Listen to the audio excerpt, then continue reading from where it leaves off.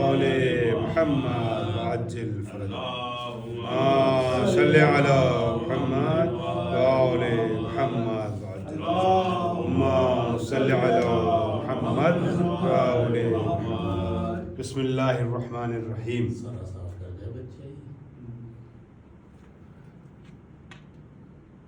وضو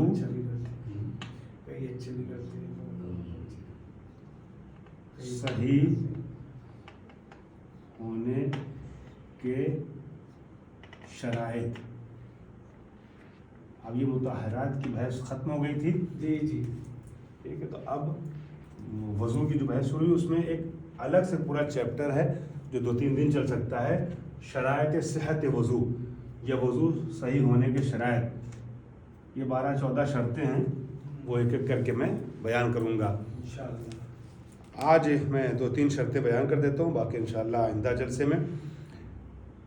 سب سے پہلی شرط وضو کے سلسلے سے یہ ہے, یہ سب باریکیاں وہ ہیں جو میں پہلے بھی کہہ چکا ہوں کہ باریکیاں ہیں.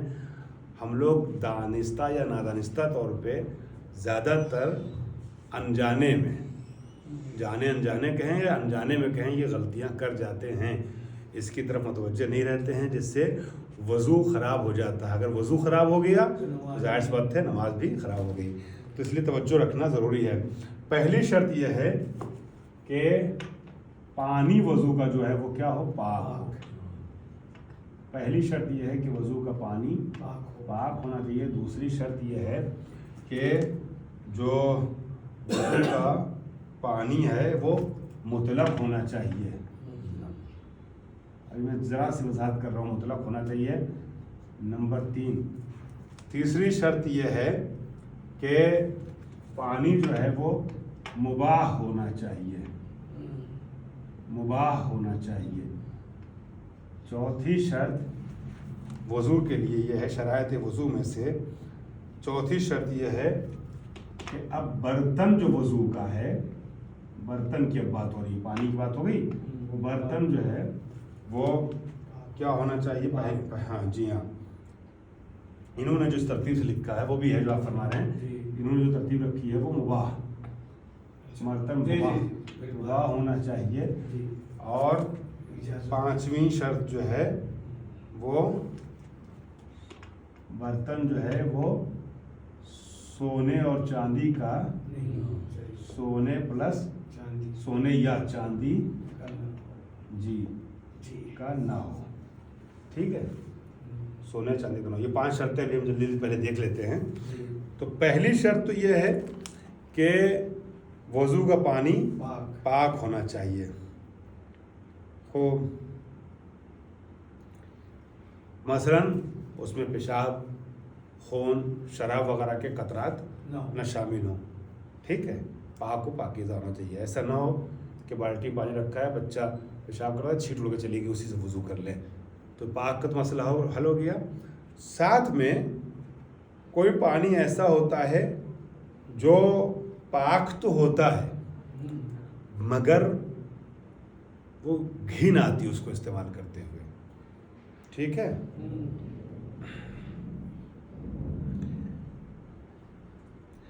مثلا جیسے وہ حیوان جو حلال گوشت ہے, حیوان حلال گوشت, بکری بکرا وغیرہ.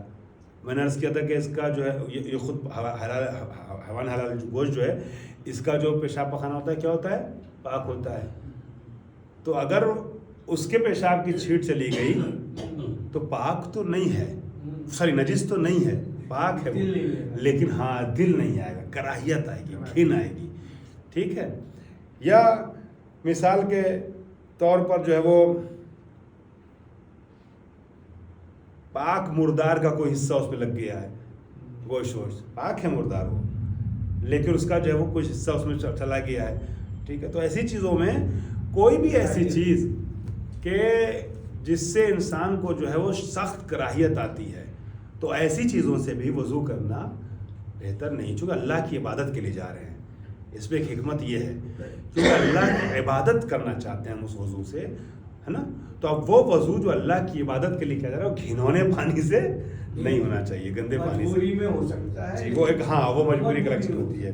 بلکہ ایک قول تو یہ ہے کہ اس سے مطلقاً نہیں کر سکتے وہ نجس کے طریقے سے گھنونے پانی سے، لیکن سستانی صاحب وغیرہ اور مراجع کرام کے نزدیک طہارت کی شرط ہے اور کراہت کی والی بات نہیں کہ عدم کراہیت کی شرط نہیں ہے، طہارت کی شرط ہے، عدم نجاست کی شرط ہے کہ نجس نہیں ہونا چاہیے، لیکن وہ جو پانی جس سے کراہیت آتی ہے مطلب گھن آتی ہے اس کی شرط نہیں ہے کہ وہ ایسا پانی نہیں ہونا چاہیے جو گندا ہو گیا گھنونا ہے۔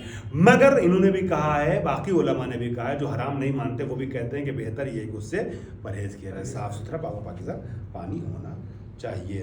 تو یہ تو کلیئر ہو گیا۔ دوسری شرط یہ ہے کہ پانی مطلق ہونا چاہیے، یعنی پانی نجس بھی نہ ہو اور مضاف بھی نہ ہو۔ مضاف تو میں پہلے عرض کر چکا ہوں پانی کی قسموں میں، جی ہاں، کہ یعنی کسی چیز کا نچوڑا ہوا پانی نہ ہو، جیسے گلاب جل وغیرہ، کیوڑا جل وغیرہ نہ ہو، اور شربت نہ ہو، کسی چیز سے ملا ہوا نہ ہو، ٹھیک ہے، لیمو پانی وغیرہ ٹائپ کا شربت بنا ہوا، اس طرح کی چیزیں نہیں ہوں، خالص پانی، صرف پانی اسے کہا جا سکے، ٹھیک ہے، نہ کسی چیز سے نچوڑا گیا ہو، نہ کسی چیز میں ملایا گیا ہو، اس پانی سے وضو اور غسل ہوتا ہے، مضاف پانی سے وضو اور غسل نہیں ہوتا ہے۔ اب مثلاً آپ سوچیں کہ کسی فرض کیجئے کہ یا بتاتے ہیں نجس، میں پڑھ لیتا ہوں متن سے ایک چیز انہوں نے ایڈ کی ہے تو ملا دیتا ہوں آپ کے سامنے۔ نجس یا مضاف پانی سے وضو کرنا باطل ہے، خواہ وضو کرنے والا شخص اس کے نجس یا مضاف ہونے کے بارے میں علم نہ رکھتا ہو یا بھول گیا ہو کہ نجس یا مضاف پانی ہے۔ اگر آپ علم نہیں رکھتے یا بھول گئے ہیں کہ یہ نجس یا مضاف پانی ہے، تب بھی اگر وضو کرنے کے بعد یاد آ جائے یا پتہ چل جائے آپ کو، علم نہیں تھا یا بھول گئے تھے، اب کسی نے بتا دیا آپ کو تو آپ کے علم میں آ گیا کہ نجس پانی سے وضو ہم نے کیا، یا یاد آ گیا یہ تو مضاف پانی تھا، نجس پانی تھا، تو ایسی صورت میں کیا کریں گے؟ ہاں، تو اس وضو کو باطل مانیں گے، دوبارہ وضو کریں گے۔ لہٰذا اگر وہ ایسے پانی سے وضو کر کے نماز پڑھ چکا ہو تو صحیح وضو کر کے دوبارہ نماز پڑھنا ضروری ہے، ٹھیک ہے، چونکہ ہم نے شرط ہی نہیں پوری کی تھی نماز کی، وضو ہی صحیح نہیں ہوا، جب وضو صحیح نہیں ہوا تو پھر نماز بھی صحیح نہیں ہوئی۔ اور پھر فرماتے ہیں کہ پانی جو ہے وہ مٹی وغیرہ سے، آپ نے دیکھا ہو کہیں کہیں جو ہے نا گاؤں میں جو ہے اس ٹائپ کا گڑھئی تالاب ٹائپ کا ہوتا ہے جس میں پانی ٹوٹل مٹی ملا ہوتا ہے، مٹی سے ملا تو مکس ہوتا ہے، آپ اس کو پانی کو الگ مٹی کو الگ نہیں کر سکتے، یا تو آپ نے دیکھا ہو کہیں کہیں گاؤں میں، تو اگر اتنا گندا پانی ہے کہ وہ پانی نہ کہا جا سکے، وہ مٹی ملا پانی ہو، مثلاً مکس ہو، مخلوط ہو، اس کو الگ نہیں کیا جا سکتا ہے، تو پھر اور وقت بھی تنگ ہو تو ایسی صورت میں کیا کریں گے؟ تیمم کر لیں گے، لیکن اس پانی سے وضو نہیں کریں گے۔ اچھا، اب آ رہی تیسری شرط پہ کہ پانی جو ہے وہ مباح ہونا چاہیے۔ تیسری شرط کیا ہے؟ پانی مباح ہونا چاہیے۔ پہلی شرط ہوگی پانی پاک ہو، دوسری شرط پانی مطلق ہو، تیسری شرط پانی مباح ہو۔ مباح کہتے ہیں غیر غصبی کو، جو ہمارے حلال نہ ہو، غصبی ہو، چھینا ہوا ہو، دوسرے کا ہو، ہے نا، وہ والا پانی مباح کہلاتا ہے، وہ کھانا مباح کہلاتا ہے، وہ سامان، وہ کپڑا، ہر وہ چیز کہ جو ہمارے لیے حلال ہے، دوسرے کی نہیں ہے، غصبی نہیں ہے، چھینی بھی نہیں ہے، ٹھیک، اپنا مال ہے، اس کو کہتے ہیں مباح، جس کا استعمال صحیح مباح، غیر غصب، ان شارٹ کہتے ہیں غصبی نہ ہو، غصبی نہیں، دوسرے کا قبضہ کیا ہو نہ ہو، ٹھیک ہے۔ تو پانی بھی ہمارا جو ہے وضو والا کیا ہونا چاہیے؟ جی، مباح ہونا چاہیے۔ ایسے پانی سے وضو کرنا جو غصب کیا گیا ہو یا جس کے بارے میں یہ علم نہ ہو کہ اس کا مالک اس کے استعمال پر راضی ہے یا نہیں، حرام اور باطل ہے۔ فرض کہ آپ سفر پہ گئے ہوئے ہیں، راستے میں آپ کو نماز پڑھنا، پانی آپ کو نظر آ رہا ہے اور آپ کو علم نہیں ہے کہ سامنے والے جس کا حوض لگا ہوا ہے، جس کی ٹنکی لگی ہوئی ہے لوگوں کے لیے لگا دیا اس نے، لوگ ہاتھ منہ دھو لیں، پانی پی لیں، اس سے وضو کرنے پر وہ راضی ہے کہ نہیں ہے، وہ خواہ کوئی بھی مسلم ہو نہ غیر مسلم کوئی بھی ہو، وہ راضی نہیں ہے، اگر آپ کو علم نہیں ہے تو پھر آپ اس سے وضو نہیں کر سکتے۔ وضو کرنا ہے تو اس سے پوچھنا پڑے گا، ٹھیک ہے۔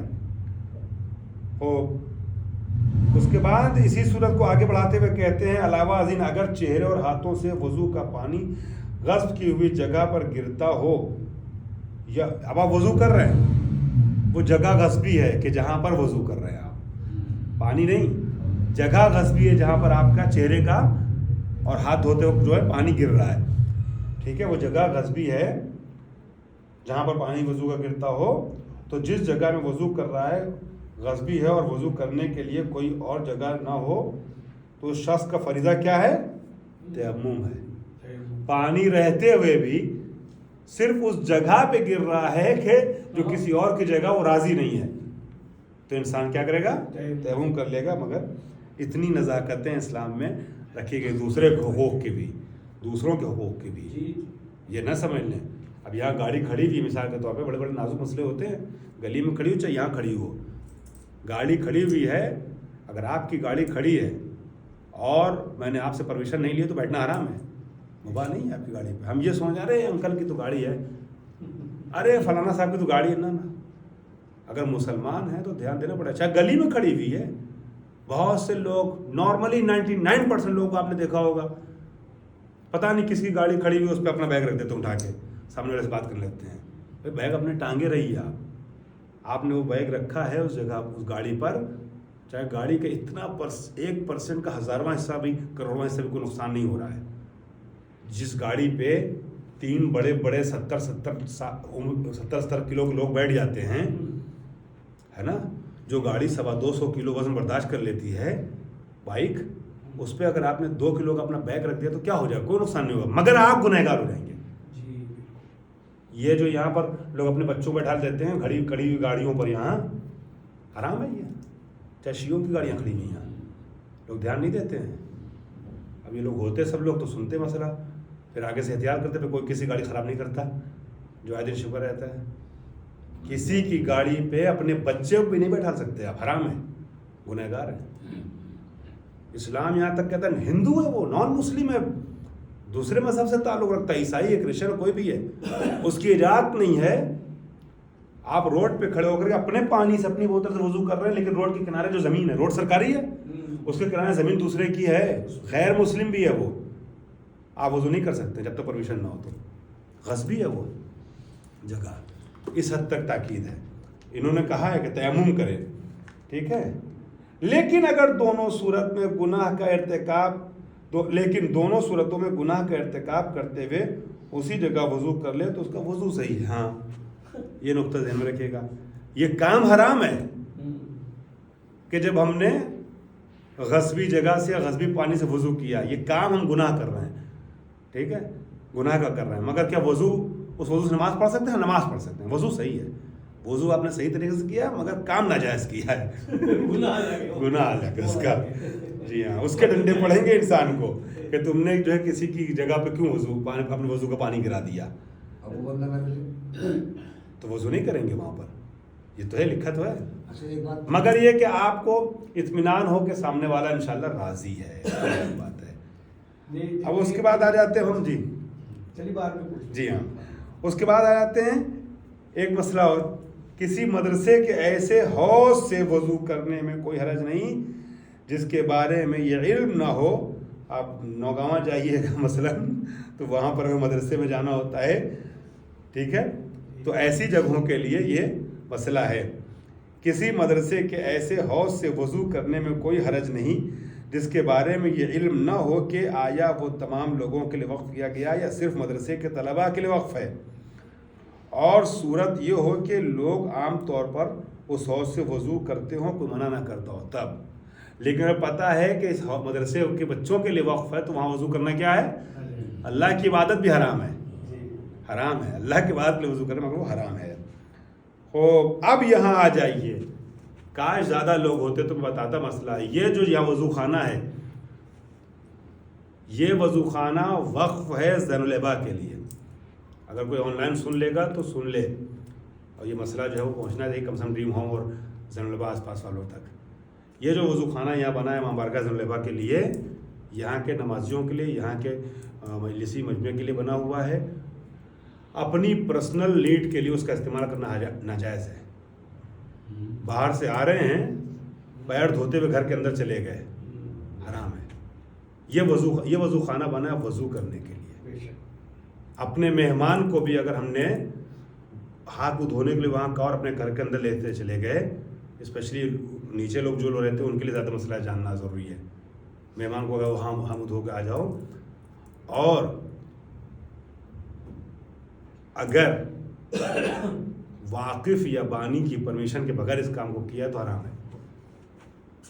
یہ وضو خانہ صرف یہاں آ کے وضو کر کے نماز پڑھنے والوں کے لیے ہے. ایک دم صاف صاف یہ مسئلے لکھے ہوئے ہیں. اگر کوئی شخص اس مسجد میں نماز یہ مسئلہ بھی سن لیجیے، اس سے ریلیٹڈ ہے، ملتا جلتا مسئلہ ہے. اگر کوئی شخص ایک مسجد میں، اب آپ مثلاً بولتے ہیں اگر تو لوگوں کو برا لگ سکتا ہے.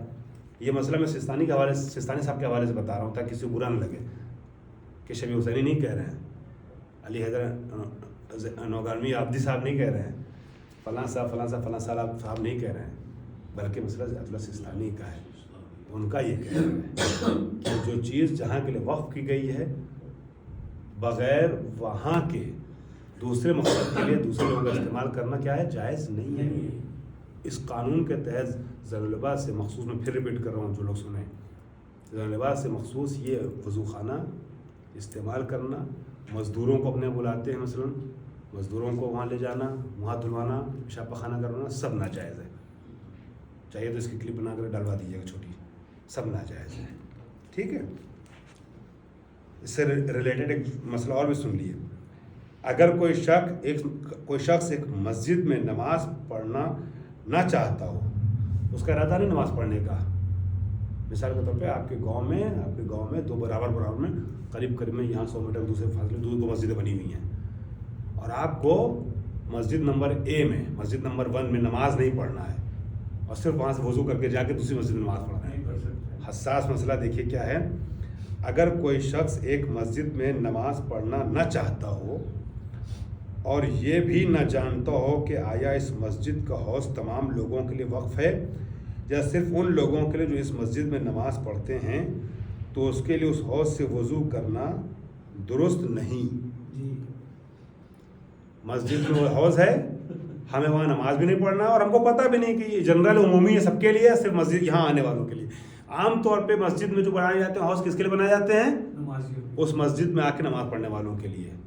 تو وہاں سے ہم اگرچہ نماز وضو کرنا چاہ رہے ہیں، نماز پڑھنا چاہ رہے ہیں، مگر کہیں اور جا کے نماز پڑھنا ہے، اپنے گھر میں آ کے نماز پڑھنا ہے، تو اگر ہم کو پتہ نہیں ہے کہ یہ سب کے لیے ان جنرل بنایا گیا حوض، تو پھر نماز نہیں پڑھ سکتے اس جگہ سے وضو کر کے. ٹھیک ہے. میں جملہ دہرا رہا ہوں تاکہ اگر سننے والے ہوں تو مجھے نہ سمجھے کہ میرا فتویٰ ہی ہے، ایت اللہ سستانی کا، مہاراج اکرام کا فتویٰ سمجھیں گے. کیا ہے مسئلہ نمبر 275.